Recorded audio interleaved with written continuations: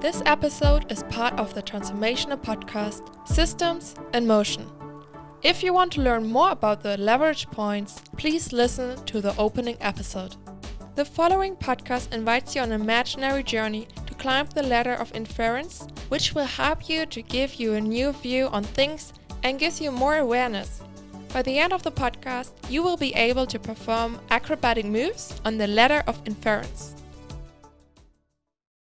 Hello audience, I'm Felix and I am very excited to talk with you about the ladder of inference today. I got very interested in the topic of personal development and better understanding your own psychology, and this tool is super helpful to exactly do that. It was developed by Chris Argyris, a systems thinker from the United States, and it is super helpful if you want to improve your communication or if you want to build a learning organization. And the purpose of it is really to examine what is happening in our thinking systems, to understand by what your actions are governed, and to be able to better react in very emotional situations when you really feel you are off balance. Without further ado, I would say let's jump into this model together. For that, I would like you to imagine a ladder with 7 steps, the first and the last step being visible to the outside world, and the rest of the ladder you climb within milliseconds, within lightning speed in your mind. So let's take a concrete example and climb up that ladder together. For that, I would like you to imagine you are giving a presentation.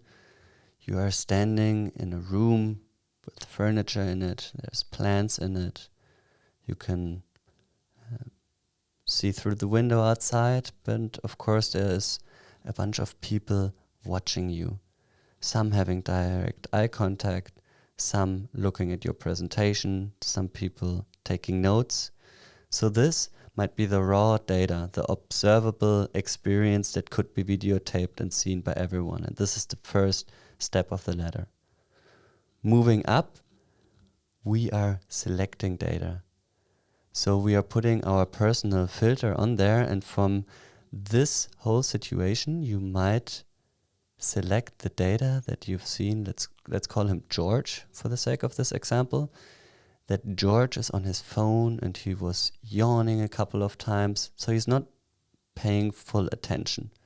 That is the data you are selecting. The next step up is that we are adding meaning to the data we have selected.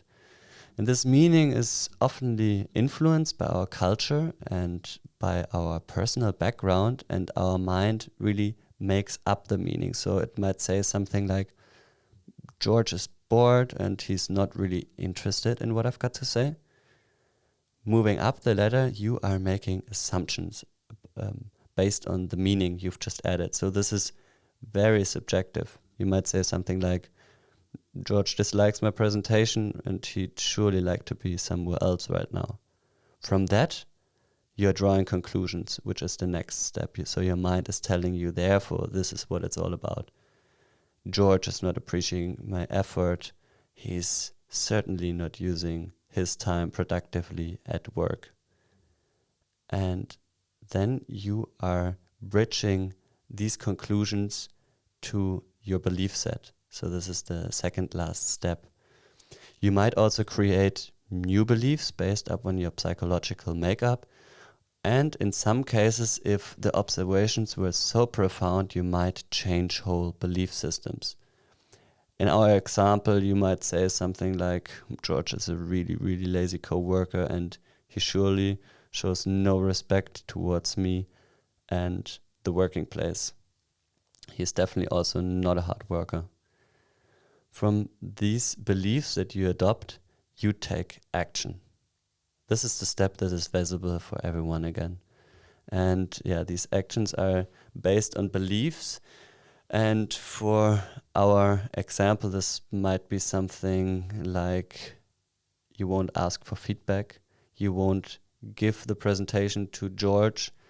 You will not include him in any further teamwork. And if you want to take this example really far, you might even not say hello to him anymore the next time you see him. So I hope you can see how quickly we created a very, very strong opinion from actually little facts. Additionally, there is something at play which Chris Argyris called the reflexive loop, which basically says that the beliefs that you already have affect the data we select. And the data we select normally reconfirms the existing beliefs we have already. So it is really a self-fulfilling prophecy, and your beliefs are becoming more and more fundamental. So the key here is to ask yourself, how can I interrupt the reflexive loop? Or to put it in different words, how might you be able to reduce the growth around this reinforcing feedback loop, which is a very effective leverage point to change your system's behavior? You might want to do this to act more effectively in the situation, or to simply just be more content about the situation. And to do this and to interrupt this reflexive loop, I recommend to move down that ladder, because as I said, beliefs are super hard to change. So what is easier, to question your assumptions or your meaning, and to either seek out for contrary data in the situation, or afterwards you could ask yourself something like, what else could be going on here? Or why might have George reacted the way he did? And changing the meaning, for example, just assuming that George didn't have enough sleep, that he's maybe overworked, and that he hasn't got any time to work off his emails apart from doing it in other meetings, you might already make very different assumptions and draw other conclusions, which might trigger different beliefs, and therefore the action and how you might encounter George might be much more compassionately than in the previous example. So I hope the advantages are very obvious, but I'm just going to state some more here. So the ladder really allows you to put things into slow motion and to walk through your mind process very consciously, especially when you're unhappy with the outcome. Additionally, it also helps you to create more awareness and to make your thought process more visible, not just for you, but also for other people. I also like to think of people as icebergs. So you can really just see the top part, so their actions and what they say, for example. But what is really laying beneath the surface is super hard to access for you. But this tool really allows to do deep inquiry together. So this is really not easy to do it in real life.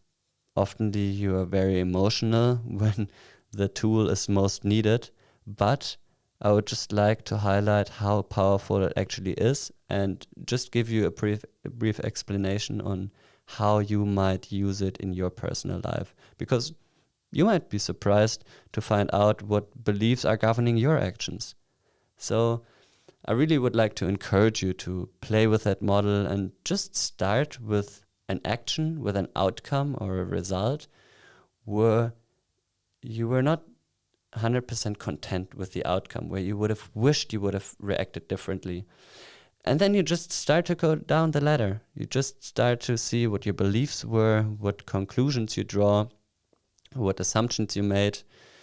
And you're really assessing what is happening, but you don't have to do this in a linear fashion. You can really jump and just develop your own style and your own feeling on how you want to do this.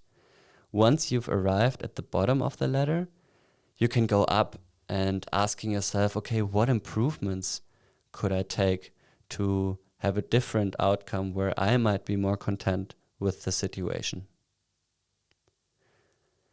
So I hope you can really appreciate this really handy model and find it as useful as I do.